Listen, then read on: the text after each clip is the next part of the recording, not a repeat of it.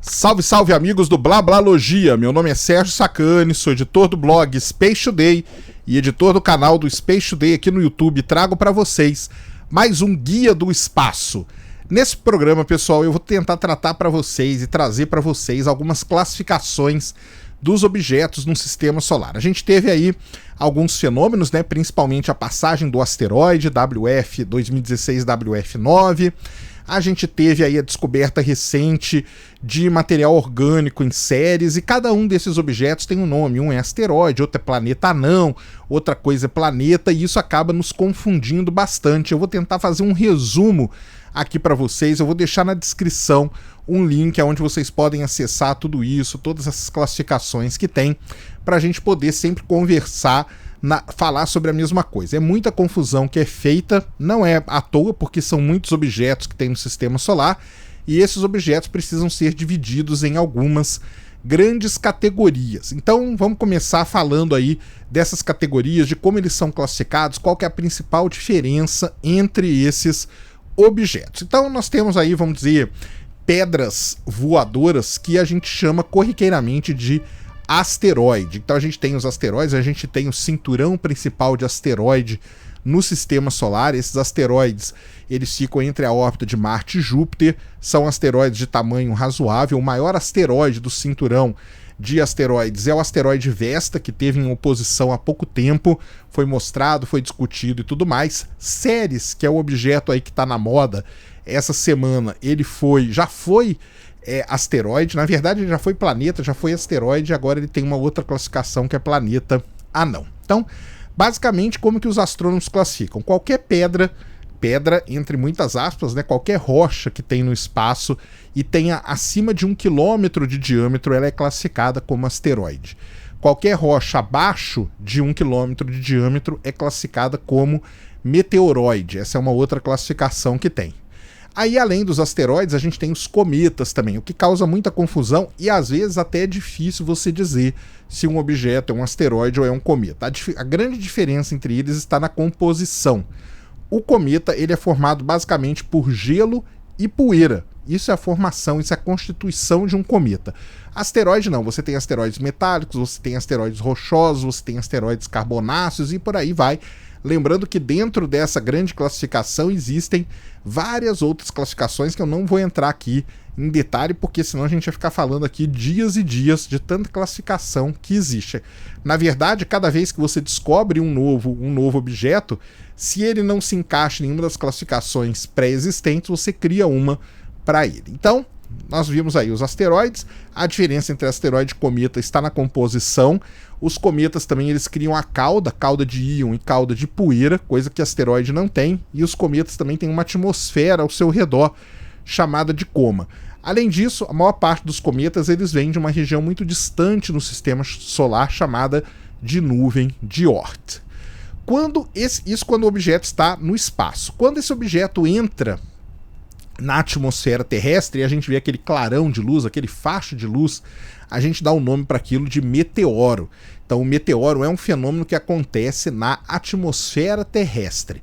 Quando um pedaço desse asteroide, que virou meteoro quando entrou na atmosfera terrestre, ele sobrevive e é achado na Terra, aí ele recebe o nome de meteorito. Lembrando que a terminação ito se refere à rocha. Então você tem arenito, que é a rocha da areia. Você tem o meteorito, que é a rocha do meteoro. Então a gente tem chuva de meteoros, a gente não tem chuva de meteorito, porque o meteorito é quando ele é encontrado na Terra. Isso é importante a gente deixar bem claro. Além disso, existem subdivisões aí, existem, por exemplo, os fireballs e os bólidos, e isso tem a ver com a magnitude que ele tem no céu. Quando um rastro luminoso desse, ele é maior, a magnitude dele, ele é mais brilhante, por exemplo, do que o planeta Vênus, a gente dá o nome de fireball, e o bólido quando ele explode ali na atmosfera. Então, basicamente, essa é a classificação desses objetos. Só que, além de todos esses objetos, o sistema solar tem vários outros. Então, por exemplo, a gente tem os planetas e tradicionalmente a gente conhecia 9 planetas, né, que ia desde Mercúrio até Plutão. Lembrando que Plutão foi o último a ser descoberto em 1930 pelo Clyde Tombaugh. Toda a história aí já foi contada várias vezes, principalmente quando a New Horizons estava passando por Plutão. E o problema é o seguinte, a tecnologia nunca para de se desenvolver. Principalmente na astronomia, a gente tem aí a tecnologia sempre sendo desenvolvida e basicamente novos objetos são encontrados.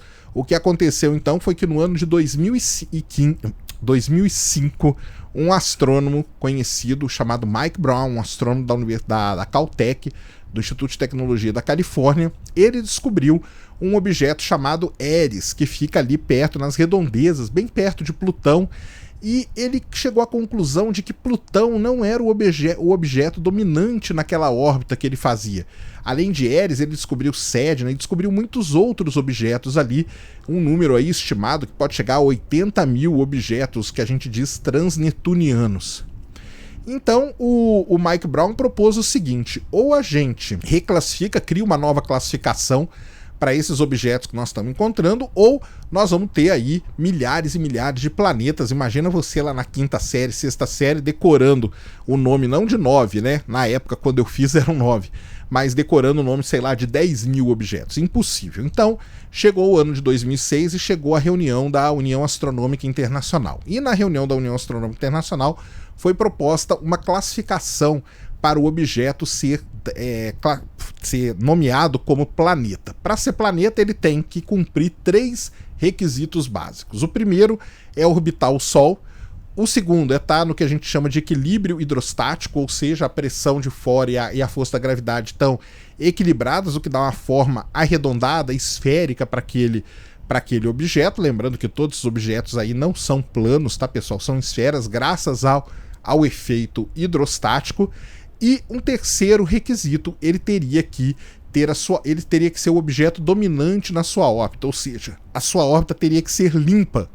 E aí vamos pegar Plutão. Plutão orbita o Sol, passou no primeiro critério, ele é esférico, está em equilíbrio hidrostático, passou no segundo, mas no terceiro critério ele não passou. Por quê? Porque a órbita dele, como eu falei, ele não é o objeto dominante na órbita dele. Então foi criado o termo planeta anão. E aí, nesse termo planeta anão, foi encaixado Plutão, foi encaixado Eris, foi encaixado Ceres e alguns outros objetos. Hoje, para vocês terem uma ideia, existem 5 planetas anões oficialmente reconhecidos no Sistema Solar: Ceres, Plutão, Eris, Makemake e Haumea.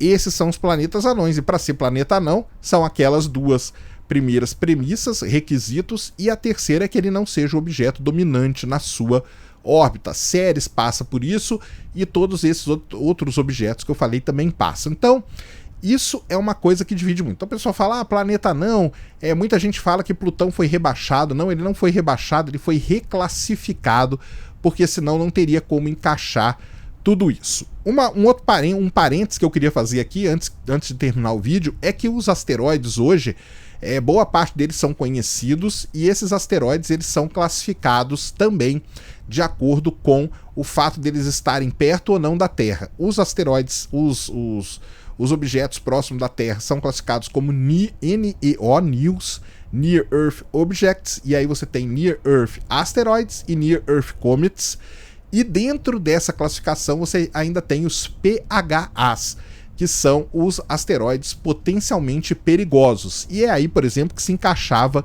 o 2016 WF9. Tudo isso são classificações criadas de acordo com o tipo de órbita, de acordo com a distância que ele passa da Terra, de acordo com o seu tamanho. Ou seja, o Sistema Solar é algo bem complicado. Eu vou deixar aqui o link do MPC, que é o Minor Planet Center, que ele cuida de tudo isso. Eu vou deixar aqui, tá passando aí, né, que eu já deixei aqui no vídeo passando, as últimas tabelas do MPC com as estatísticas do Sistema Solar. Então vocês vão ver a quantidade de cometas. Por exemplo, a gente tem 3.953 cometas identificados, 8 planetas, 5 planetas anões, 242 mil outros objetos, ou seja, a gente tem aí muito objeto no Sistema Solar. E era isso que eu queria trazer para vocês, esse tipo de classificação.